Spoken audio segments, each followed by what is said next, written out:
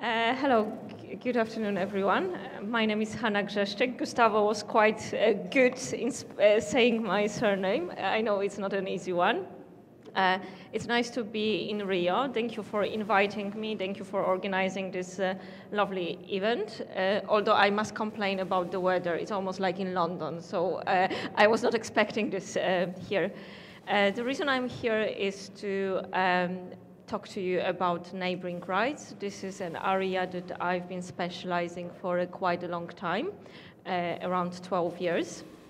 And my company deals, Media IP Rights, deals with the collection of neighboring rights for different kinds of right holders.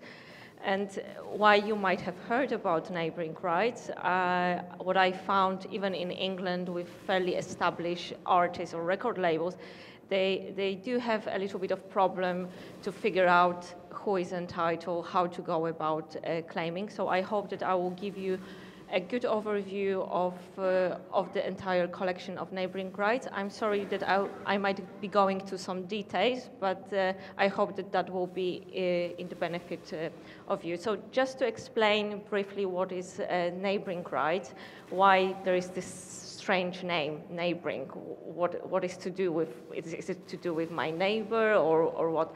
Neighboring rights is a secondary right that or related right as well called, and this is the right of the performers and record producers, record labels or owners to receive a compensation on the recordings that are exploited publicly. And quite often people confuse a little bit neighboring rights with publishing rights. Publishing rights are on composition, while neighboring rights are on the sound. So someone who writes the music or lyrics is not entitled to neighboring rights, but someone who performs or owns the sound, the rights to the sound, can apply for royalties coming from neighboring rights. So as I said, there are two categories of rights holders who hold the rights to neighboring rights. First group are performers. So everyone who performs on a recording, which is singing, playing an instrument, not writing the music, but in some cases, certain artists, they are writers and performers. So then you go, as a writer, you go to claim publishing royalties, and as a performer, you go and claim neighboring rights royalties. And the other group that is entitled to claim neighboring rights is there are master owner or master owners, because sometimes there can be several on a recording.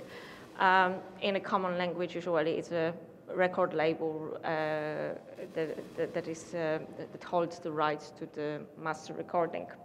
Now, what are the income types that one can claim and fall under the neighboring rights term? So firstly, it's a equitable remuneration to public performance. So whenever the music is played in the shops, in restaurants, in hotels, the shopkeeper or the owner of the hotel or restaurant needs to pay a fee because he's using someone's work. Because whoever creates music, that's his work and he's entitled to compensation. So that is on the public performance. The second income type comes from broadcast. So whenever the music is broadcasted in the radio station, TV station, then the users, such as radio stations, they need to pay a fee for the use. There is as well part of the income coming from satellite and digital broadcast, which in certain countries can be fairly significant. The other type of income is private copying, which is a kind of levy that manufacturers of devices that can store music, films, or even books need to pay a fee for every single blank device.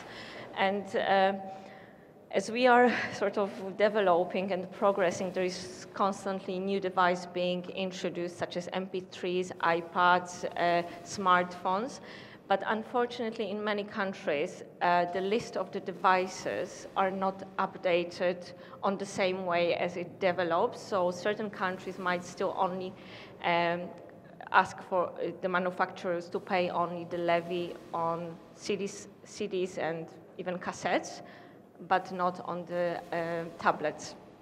And then there is another income type coming under the umbrella of neighboring rights is also lending rights.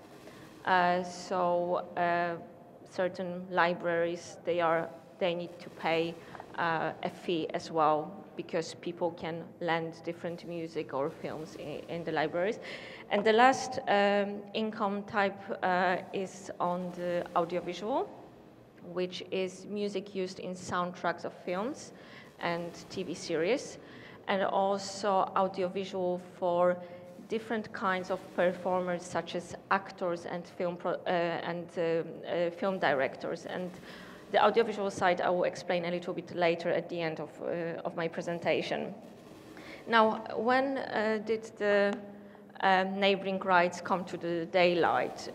Because, I mean, publishing is existing for a very, very long time, but neighboring rights was introduced into the legislation in the last century, in around 61, when an international treaty called the Rome Convention was introduced, and numerous countries signed to that treaty. Since introduction of that treaty, new countries sort of joined later on. So I think currently it's around 200 countries that signed to the Rome Convention. And this treaty gave a very good base for the performers and the record companies to be protected whenever their music is used publicly, because it established that they need to be compensated for the use. And I said that there were quite a few countries who signed to the Rome Convention. There are as well countries who signed to the Rome Convention but made some exemptions, such as Australia. And the significance of it is that if you are an non-Australian recording artist, you are not entitled to neighboring rights. The whole allocation is going to the record label, and then your record label may pay to you your share or not. But there are, of course, countries that didn't sign to the Rome Convention, and one notable country is United States, which was, along some other countries such as North Korea and Iran, and I think Iraq as well. And this has a very big significance for US artists or recordings that were recorded in the United States. And I will also explain this in more detail, because I think for Brazilian artists who quite often go to United States to record, it's very, very important to be aware. So the Rome Convention was a very, very good basis, but unfortunately, there is still a requirement of other legislation to be implemented, to be put in place. There were some agreements in the 19th, like TRIPS agreements or WPPT, and as well an audiovisual Beijing Treaty in 2012. But unfortunately, there is still quite a lot of space left for especially some of the collection societies not to fulfill their obligations towards all the right holders. And now, how the income is being collected. I mean, it would be simply impossible for all of you rights holders to travel around the world. I mean, someone who likes to travel perhaps wouldn't mind, and knock to every door, every shopkeeper, every radio station, and ask for the money. This is a mission impossible. So a collective management system was introduced, and collection societies called CMOs, they were usually appointed by the individual governments to issue licenses to the different users so they can use the music, but in exchange they need to compensate, so they need to pay a fee for the use of music. So the collection societies, they are a very important part of the entire system when it comes to neighboring rights, because they fulfill a very, very important role. Firstly, they make sure that whoever is using the recordings pays for it. And secondly, that when they receive the money are distributed to the rightful right holders, such as performers and record labels. And I'm pretty sure that I think there are people from the collection societies here that they can definitely confirm that it's not an easy task to get the money first from the users, especially users such as the restaurants or shops, because the music and the rights and intellectual property, it's not their day-to-day job. So to convince them that, excuse me, you need to pay because you play this music, it's a very difficult task, and I admit that they are societies, they are doing a great job, and of course they need to be supported by the local governments. There is no question about it that legislation needs to support the collection societies to be able to do their jobs. Now, who is entitled to the neighboring rights and how it is divided? So as I said, generally the right is divided between performers and record labels, and it is shared equally 50-50. So there is 50% for all the performers on the recording and 50% to the master owner. And while the record company, record label, they can license the music, let's say, to the distributor or a major, and then the distributor can claim the neighboring rights and then maybe account to the original master owner. The right of the performer to neighboring rights is a right that cannot be assigned to anyone. So it's the right that belongs to the person. And I think this is very important to bear in mind, that even if you've signed the recording agreement, that doesn't touch your entitlement to the neighboring rights. So within the performers, there are, of course, different groups that can claim the money. First group are the main artists, also called contracted artists, and those are the artists who usually have a recording agreement with the record company. They release their releases under their own names. It can be a solo artist or it can be a group. So if we take an example of Freddie Mercury, he's a solo main artist on his own recordings, but when he performed with Queen, he is one of the 4 main artists on all the Queen's recordings. Then the other category is quite often certain artists do like to cooperate with another big artist. Let's say Michael Bublé did a duet with Ivan Lins. And so in this case, Ivan is considered as a guest artist, and he's participating in the main artist allocation. The way that different societies work in this regard can differ. Sometimes it's allocated equally between all the main performers, but sometimes the guest artist will only receive 10% of the main artist allocation. So it really differs country by country. The other category of performers, which are a little bit neglected, what I've noticed, are conductors. They are as well considered as main featured artists on the recordings, and I think they are not aware of that. The conductors' world is completely not aware that they can claim neighboring rights. They are not even sometimes registered with different collection societies. So I think this is worth bearing in mind. And then usually on the recording, you've got as well another group of performers. Those are the performers who are paid a fee for their work, who are called quite often session musicians or studio musicians. And they are as well entitled to submit claims on neighboring rights, because they take part and they perform audibly. So if someone plays an instrument or sings backing vocals, is considered as a session musician. Session musician is not a person such as engineer. Engineers are not considered performers because they don't do any audible contribution to the recording. In some cases, studio producers who produce the record may be considered as well eligible performers when they play an instrument or do programming.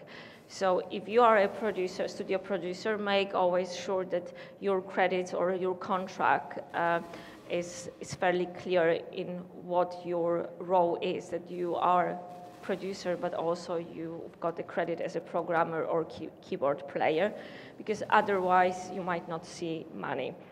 And the societies, they quite often ask for evidence, because obviously they want to make sure that they pass the money to the correct rights holders and someone is not just coming and claiming work tracks and, excuse me, can I have my money?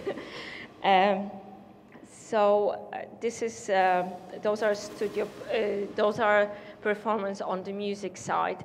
There are as well certain performers on the audiovisual side, such as actors, in some cases dancers, and film directors that can receive neighboring rights income from the audiovisual pot of neighboring rights. Now, now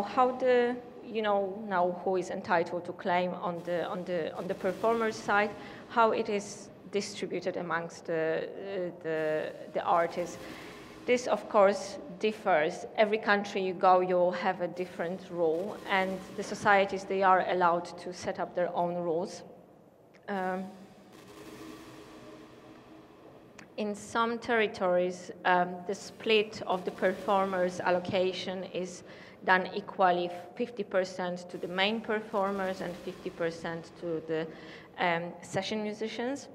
There will be countries like in United Kingdom where the main artists receive 65% and the session musicians will participate in 35%.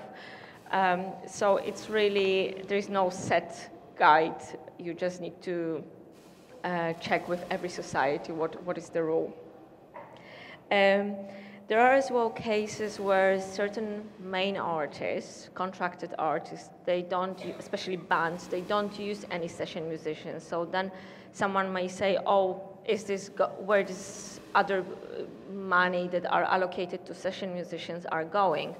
There are rules that certain societies, collection societies introduce that enable the main artists to go and claim the session musician pot if there was not a single session musician used. So, but there are special procedures that needs to be followed, but then you can get the money as well for yourself. And of course, I mean, the collection societies, they won't pay out the entire allocations to performers straight away. They are obliged by law to keep certain reserve in case someone comes later on and submits a claim. Also, working with some countries, I got to know certain rules that they implement, and there are countries that allocate additional points, which means they will bring in the end a little bit more money for the performer if the performer, let's say, had 2 roles on the recording. For example, played the guitar but also did the vocals. Then the societies will account for those 2 different roles. So those are the ways how one can go and maximize income in some territories. And as I said, it's quite often the case that the collection societies will ask for evidence. So before you start making the claims, you need to make sure that you are doing the right job, that you are not claiming something that you know that you shouldn't be claiming. So just to as well keep it in mind. So that is the part of the performer. Then the other part is the master owner, the record label, and the division of money is a little bit simpler because it's usually either one party, maybe there will be two record companies that own rights to the same recording. So then the collection society, you need to register the percentage of rights you hold to that recording, and then the collection societies will pay it according to the agreement between those parties. Now, how the collection system works around the world, I'm pretty sure you know your Brazilian system.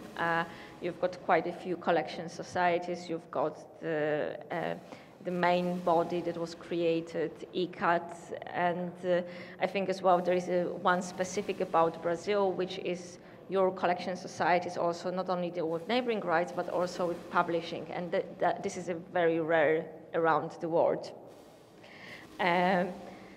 So internationally, because that's where my experience comes, as I said, it would be difficult for everyone to go to every country and claim the money from every user. So each country has, according to the legislation, one organization or maybe a few organizations that deal with neighboring rights collection. So I will give you examples. In some countries, such as UK or Latvia, there is one collection society that deals with performers and record labels rights. In other territories such as France or Spain or Portugal or even Italy, there are separate collection society dealing only with the performer rights and then with a record label. And the third one possibility, which is also quite often, there might be different societies dealing with different kinds of income. So as I said, there are like private copying, there is a public performance and broadcast. There might be separate societies established only for private copying, which is the case of United States, where there is this small organization called AARC that only collects private copying and lending rights in United States. And also in Austria, there will be a separate society dealing with the audiovisual performers, where the musicians will go to a completely different society. So because of this difficulties or the different ways how the collection societies work and this individual system in the individual countries work, it is very difficult for individual performers or record labels who are focusing on different kinds of their work as well to know everything about this, and that's why companies such as my company, service providers with regard to neighboring rights, come quite useful to the rights holders because they specialize in this particular area and make sure that everyone is registered where it should be registered. And of course, dealing with these collection societies, sometimes it's a job that you need to be a little bit of a Sherlock Holmes, and you need to find about their different rules and regulations. Some of them, they are not perhaps as well as efficient as their publishing societies, because firstly they are newer, but also they might apply sometimes different rules to different kinds of income, or may favor certain kinds of right holders. I will give you an example. Let's say in France, the performance society that deals also with actors, and they may, when they distribute the private copying levy, they allocate a bigger share to the actors than the musicians. So it's really difficult, and you really need to get into in individual countries to establish what you can claim and how to go about this. How the societies, when they collect the money, of course, they need to pass the money out, and this also varies significantly across the world. There are societies that only distribute once a year, and they've got certain deadlines placed that you need to submit your claims before that deadline to be able to receive the money, let's say in December. Some societies pay quarterly. I think in Brazil this is the case, that they pay quarterly as well. Holland pays quarterly. There are certain societies that will pay twice a year, mostly the Scandinavians. So again, there is no set rule. So you need to find out where you are due the money and where you need to submit your claims to be able to receive the money. With that comes as well the backdated period. So how far back one can go when claiming the money. Can I go and claim money for airplay that was 15 years ago? No. Usually the standard period that is applied by the collection societies, and this is in accordance with their national legislation, is 3 years. There are certain countries in Europe which is 5 years, or like UK is 6 years, but there are as well countries like Hungary where it's only possible to go 1 year back. So you can only now receive money for the 2014 airplane, not for the 2013.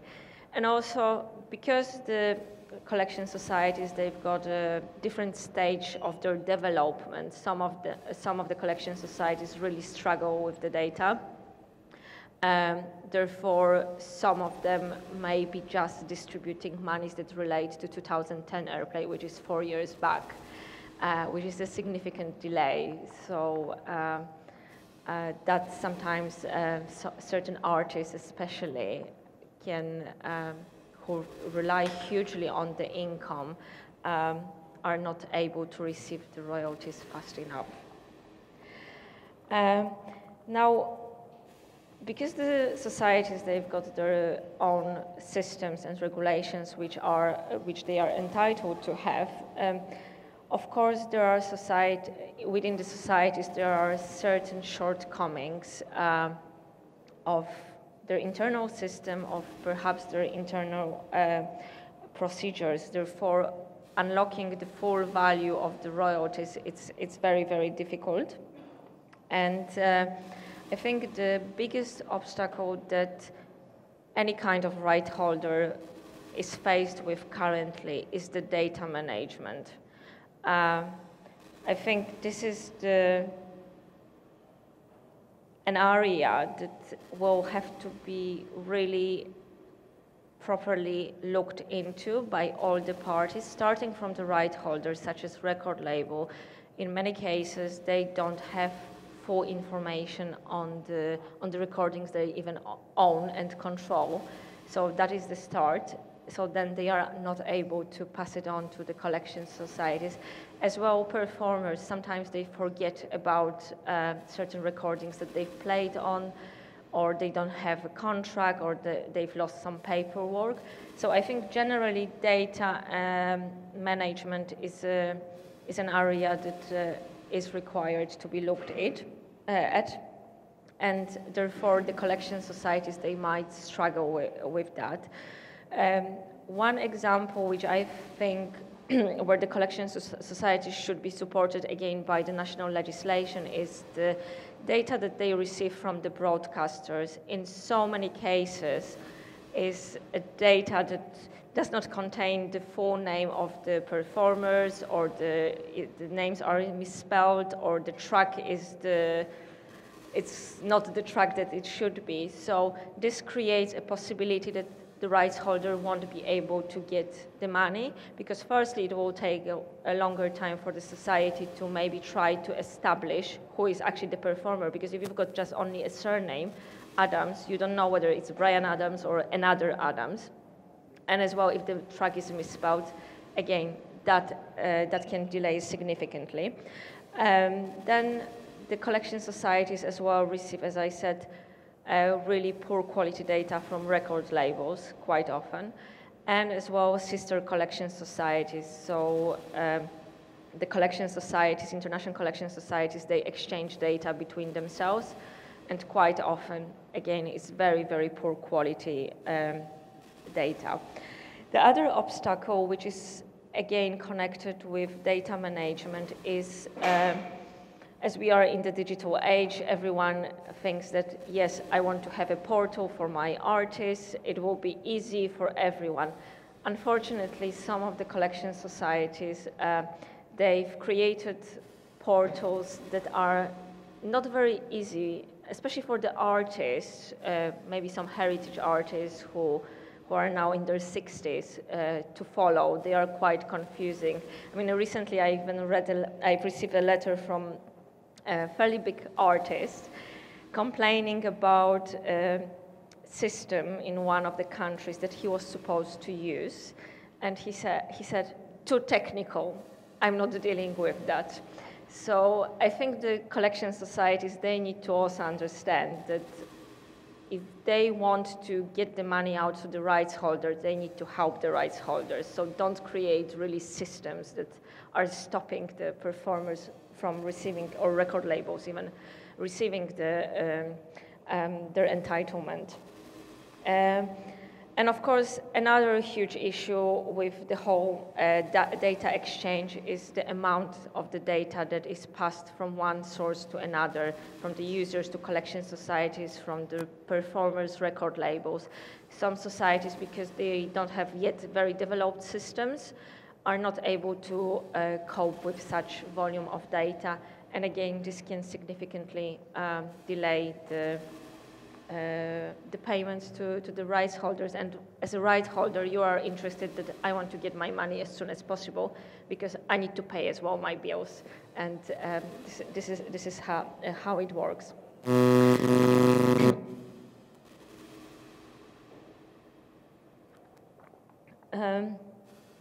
Then another problematic thing, which I think quite often is raised by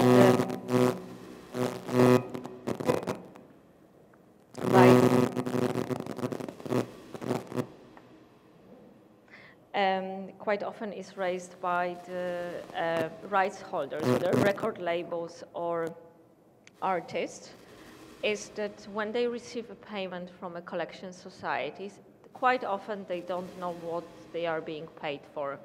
There is no breakdown what kind of income, whether it's the broadcast, public performers, or private copying, and even if there is such a breakdown of the income type, there is no breakdown of what recordings I'm being paid,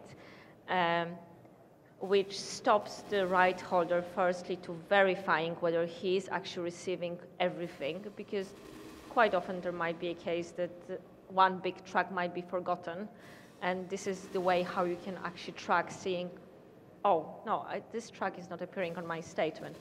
So I think it's important, again, for the collection societies to make sure that they give to the performer the full data, because it's like going to the bank, and the bank at the end of the month will say to you, yeah, your account was debited by so much, but we cannot tell you where the money went, which bills you were paid.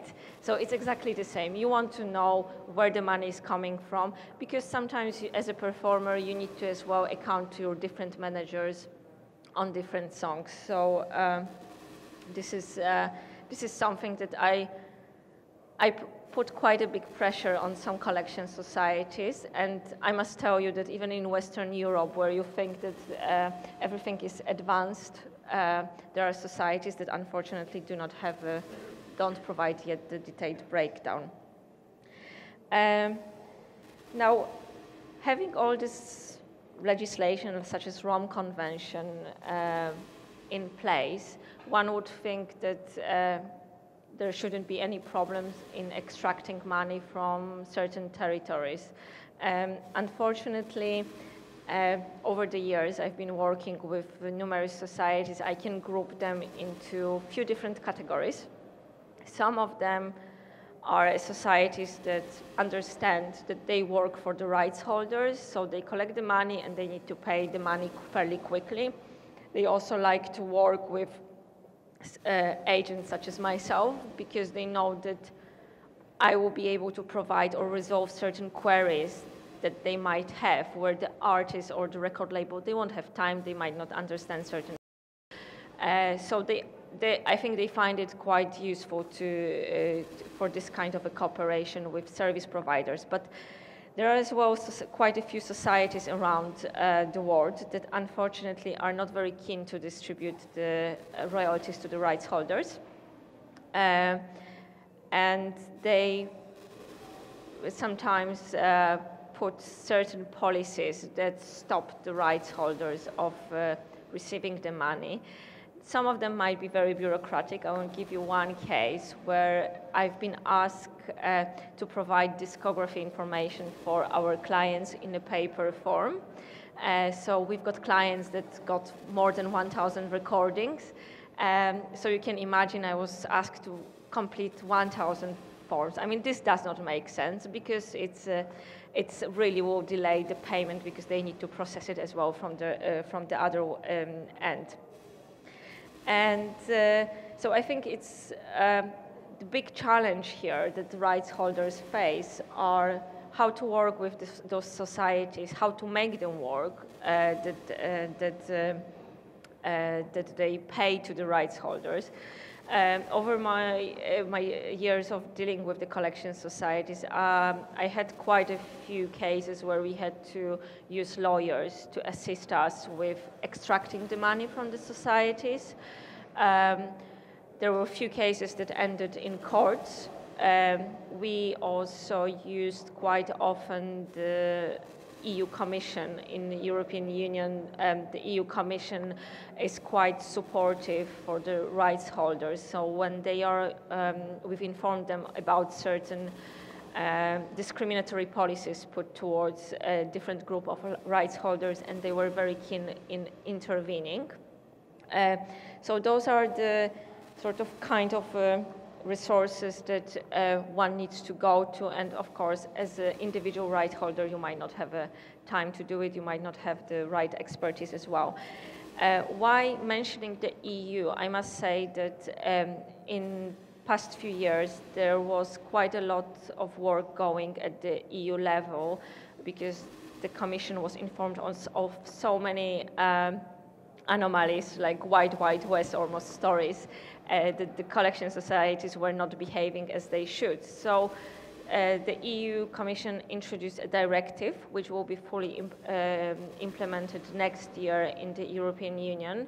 That directive was actually fairly long-awaited directive and is some kind of guidance for the collection societies, how they should behave, how quickly they should pay the money, that they cannot discriminate. And I think this is a very, very good basis, and I hope that other sort of parts of the world outside the EU will follow with slightly similar legislation, because it really will enable the rights holders to extract the money and just get what they are due. And of course, unfortunately, outside the EU, there is no similar institution, but there are some national governments. Some of them are likely to help, some of them are not likely to help. There is as well the World International Property Organization, WIPO, which can also be approached because in territories like Southeast Asia, it's still very, very difficult for someone to go and receive the money. Certain Latin American countries, except Brazil is fairly advanced, they are only just starting with the collective management system, so it will take time until everything is properly functioning.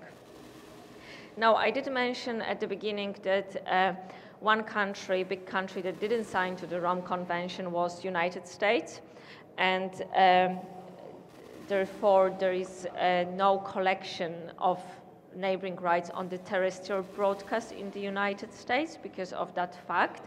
But someone can say, oh, there is a collection society which is known as Sound Exchange, so what they are collecting. Sound Exchange is actually the biggest collection society in the world, to be honest. They collect around $700 million a year, but they only are entitled to collect on digital and satellite broadcast. There is no terrestrial broadcast in the United States, no money coming from that. And therefore, because there is no reciprocity with other countries who signed to the Rome Convention, certain territories and certain collection societies, they put certain policies in place that prevent either US artists or recordings that were made in United States in being eligible for a payment in their own country. So let's say if we take an American artist, Red Hot Chili Peppers, the band, they might not be able to receive money in Holland or in Belgium because they are either Americans or they've recorded the release in the United States. And there are certain ways how one can overcome. First, the main one, I mean, there's no set rule, but I think the advice I can give is whenever you want to go and record your recordings in the United States, make sure that you cross the border, at least to Canada or Mexico, whatever you prefer, and record another part of your recording there, because then it will make the track eligible. Of course, certain countries, again, the policies, they vary country by country. Certain countries may say, okay, we accept US artists, that's fine, but if they record outside the US. So again, if you are a US artist, go somewhere and record. There might be as well British artists who are signed to US record company, and I know an example of a huge international British artist who is signed to US company, and from countries like Holland, he's not entitled to receive his neighboring rights share, because their criteria is that it's a country of the record producer. So those rules and the knowledge of it is very important. There might be certain societies that apply very specialized rules, like in Denmark. If your recording contains a sample, if you recorded your recording in the United States, but it contains a sample that was, let's say, recorded in Germany, your recording will be protected and you can claim. Or if you had one session musician on the track that was from outside USA, yes. So it's like, as I said, it's doing the Sherlock Holmes job with sometimes with collection societies, and especially on the US recordings.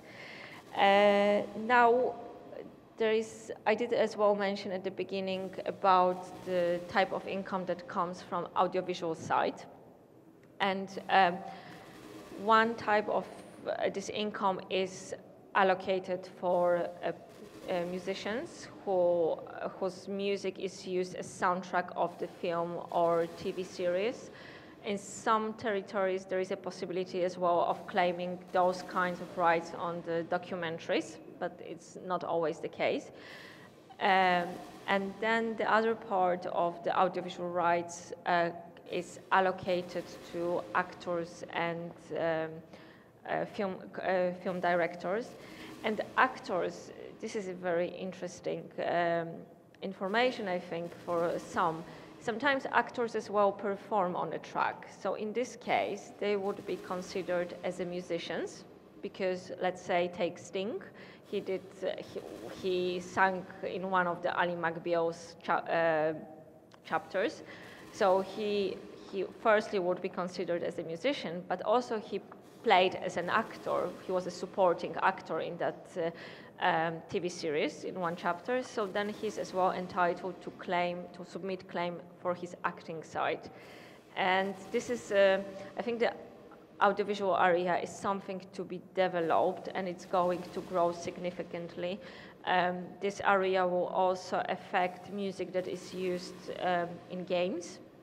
because quite often, I mean, game market is developing so rapidly, so there will be the individual territories, they will look how to protect the rights of the performers whose music is used in the games. And as a last point, I don't want to keep you too long as well. As a last point, I thought that I will mention the biggest challenge that the rights holders face when it comes to collection of neighboring rights and the digital age we are currently in, because everything we are trying as a user, we are trying to find the most convenient ways for us to explore the music, explore how we watch the films. So people are now going and listening to the, not radio station, but prefer to pick up the song on Spotify or YouTube and listen to it.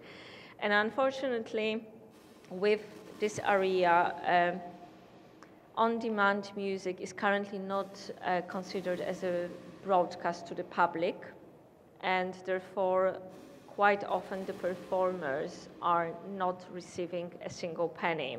Although services such as Spotify may say, yes, we pay to the artist, yes, that's true, but this comes via record company. It's not the neighboring rights, it's not the secondary rights. And you might find it interesting that in European Union, the European Union is currently working on another digital market directive, and there is a group of collection societies that recognizes that the neighboring rights may start slowly diminishing for the performers, the income that comes from the broadcast. Therefore, they've started a campaign to put the pressure on the EU that the directive extends the definition of the broadcast to the on-demand way of listening or watching the productions.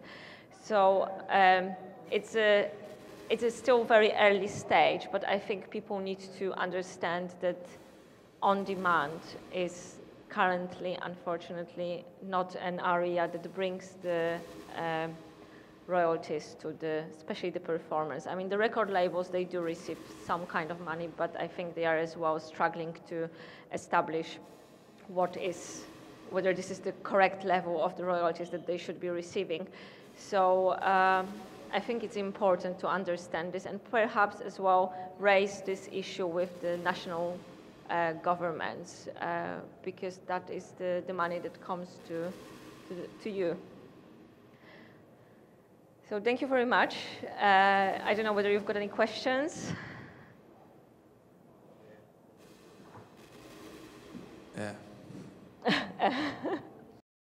Bem, seguindo aqui o nosso ritual na sala profissionais da música, né, que tem como princípio a pontualidade.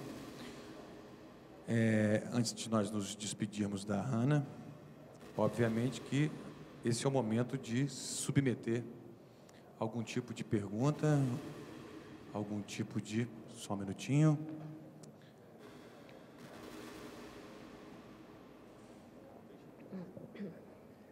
Hi, Hanna. You mentioned your company as the one who organizes the collection of neighboring rights. Yes. Can a label represent its artists, so to make one and only package with you, obviously it being authorized by the artists? Well, you can be a contact for an artist, but it's the artist who is the member of the individual collection societies. It cannot be the record label. I can have you as a contact for the artist, that is not a problem, but it's the performer who needs to be a member of the individual societies. So then the performer needs to sign certain documents, registration forms, or power of attorneys to not you as a record label. In Brazil, the record label has to be enrolled with a collection society. Does it apply in your system of collection? I mean, sorry, can you repeat your question? The labels in Brazil must be part of a collection society as well as an artist, right? How does it happen in the relationship with you? Say, if I take you as my agent there, do I have to enroll with a collection society or not? Well, if you appoint me to deal with, let's say, your collection internationally outside Brazil, because I assume you want to keep your Brazilian membership, then if you are appointed by a current society internationally, you would have to resign as a record label from the international society, and then I make you a member of individuals' territories where we've got agreements with. What kind of metadata do you need to? Well, some collection societies are becoming very, very strict, and I don't blame them. They require, of course, ISRC numbers, performers lineups. Italy actually now, for all the releases put out in 2015, they require copies of CD sleeves as well to be sent to them. So we have a standard sort of form that a record label needs to provide us with the information so we are able to claim.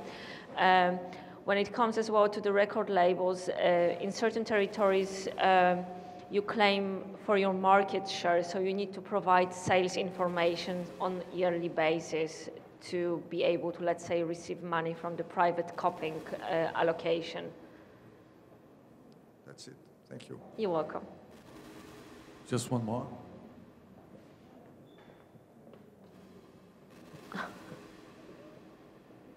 Hi, Hanna. Hello. I have two questions, Of if course. I may, within Of my course. one question, if we have time. One is independent labels and artists who are their own labels. There's, sort of talk in different territories about how they can qualify if they have a simultaneous publication release within 30 days. So I wanted you to sort of just explain that a little bit. But then my second question was, why would someone, so the collection societies for the most part have reciprocal agreements with each other from country to country. Why would they use the services of your company or other companies such as yours instead of, say, relying, for example, on UBC here in Brazil to do the collections from society to society? Very good questions. So the first question on the simultaneous release, this applies to American recordings and American artists. Countries such as Germany or Brazil, they make the recordings eligible for a payment if they were released within 30 days from the date of release in the United States. So this is very important because that is one of the ways how you can try to generate some income for the US recordings. I'm sure you are as well aware that there might be why on the performer's side, certain societies won't make the performers eligible when the track was recorded in the United States. There are certain countries, including UK, that if the US record label comes and claims for that track, they will pay 100% to the record label, but nothing to the performer. So that's why I think the United States should really come and sign to the Rome Convention, because it would make life easier for everyone. We're working on it. And your second questions, yes, there are collection societies and they have bilateral agreements, but unfortunately, between the collection societies, there are still a lot of politics going on. And firstly, even if they have a signed bilateral agreement, it doesn't mean that they are receiving the money they are exchanging the money. That is the first thing. For some collection societies, for whatever reasons, it might not be economically beneficial to go, let's say, to Latvia, because they may think, well, our performers generally, they are not played there. But there might be one special case that actually is quite popular in Latvia, and then the performer will miss. So I think that is the reason why lots of the artists or record labels decide to appoint service providers, and as well with the collection societies, because they are sometimes even themselves called them sister collection societies, they won't raise difficult questions where if I come, I can really ask good questions and demand the answers. So I think it's a free market and everyone is free to choose. But yeah. Thank you. What area of the digital market is covered by your company as far as neighboring rights are concerned? Well, I mean, of course, digital broadcast, and like with Sound Exchange, who is collecting on the digital broadcast in United States,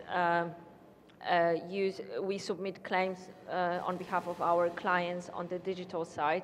As well, in territories such as France, when it comes to distribution of private copying money, that you need to submit not only the physical sales figures, but also digital sales figures. So this is how it covers. But we don't deal with services such as Spotify or YouTube on behalf of record labels. That is not part of the neighboring rights currently.